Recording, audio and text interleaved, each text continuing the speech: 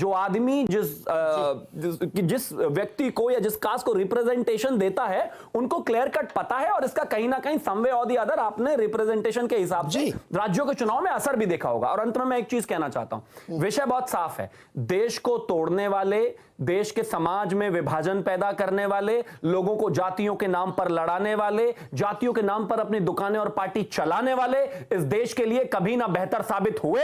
उन्होंने समाजवाद के नाम पर एजेंडा जरूर चलाया, लेकिन मुझे कोई एक एग्जाम्पल ऐसा बता दीजिए जो समाजवाद से निकला हो और उसने समाजवाद के लिए काम किया हो। जी नहीं, मुझे याद है, मैंने पढ़ा है सर, नेहरू जी भी जातीय जनगणना के लिए सहमत नहीं थे।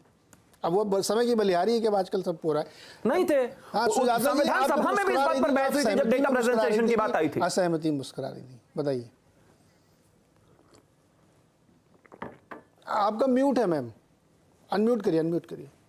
जी, ये कह रहे थे कि सबका रिप्रेजेंटेशन होना चाहिए। इनके कुछ तो राज्यसभा सांसद थे ही ना जो माइनॉरिटी से आते थे, तो सबका तो हुआ ही नहीं। तो आप अगर सबकी बात कर रहे हैं तो उनको भी इंक्लूड कर लीजिए। लेकिन मैं अभी एक पैनलिस्ट जो बता रहे थे ना, उनको याद करा दूं कि 23 जून 1977 को जनसंघ डिसॉल्व हो गई थी और भाजपा बनी थी कब? 3 साल के बाद। तो दोनों को आप मिक्सअप नहीं कर सकते, और कांग्रेस का कंपैरिजन गलत है, क्योंकि अगर कांग्रेस पार्टी के अलग अलग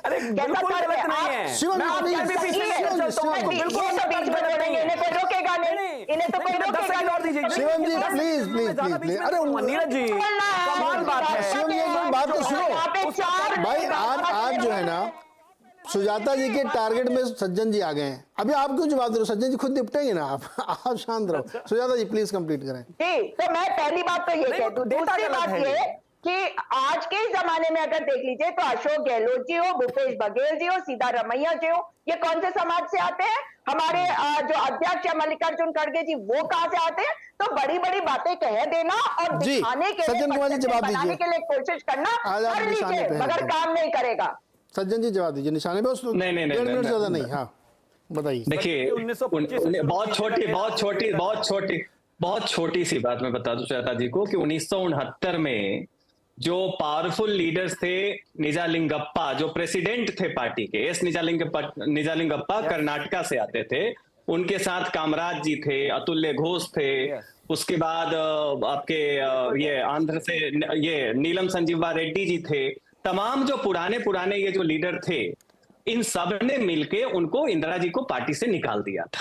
वो प्रधानमंत्री थी।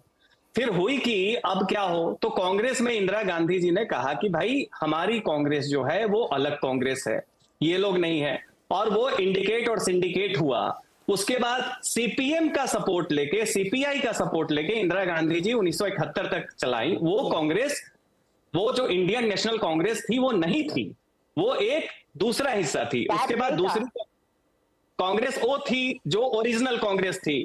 तो कांग्रेस आप क्या कर रही हैं? अगर आप कसौटी रखिए तो बीजेपी और जनसंघ के लिए जो कसौटी अगर आप नहीं मानती हैं, तो फिर अपनी पार्टी जो कांग्रेस है आज की, इसको भी 1885 वाली आप अपना तर्क देते रहिए, लेकिन हमारा कंटिन्यूएशन नहीं बिल्कुल आप मानने के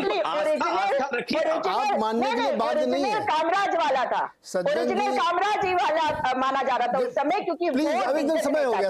सज्जन जी की बात मानने के लिए सुजाता जी बाध्य नहीं है, और सज्जन जी बिल्कुल जवाब देने के लिए बाध्य हैं। अभी समय एकदम समाप्त हो रहा है, तो मैं एक रहा अक्कू जी, इंस्टेंट कॉफ़ी पॉलिटिक्स बहुत सारी दल करते हैं, मैं किसी दल का नाम ही नहीं ले रहा हूँ, लेकिन एक थ्रेड में पिरोना ज़रूरी है।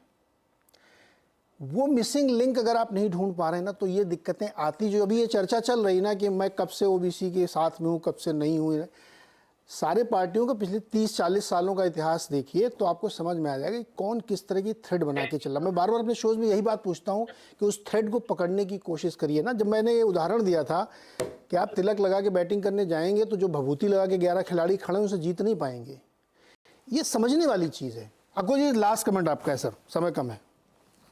देखिए, इंस्टेंट कॉफी जो है वो हर जगह नहीं चलती है, एक जगह चल जाती है, एक बार चल जाती है। इंस्टेंट कॉफी हमेशा नहीं पी जा सकती। आपको जिसको रसम अच्छा लगता है उसके रसम के साथ में कॉफी थोड़ी चल जाएगी, लेकिन अगर यहाँ यूपी में, बिहार में, राजस्थान में इंस्टेंट कॉफी नहीं चलेगी। तो हर रीजन में अपने अपनी कुछ अच्छाइयां होती, वो होती, राजनीति में भी उसी तरीके से होता है। आप कैसे बढ़िया बुके तैयार करते हो, ये उस पर निर्भर करता है।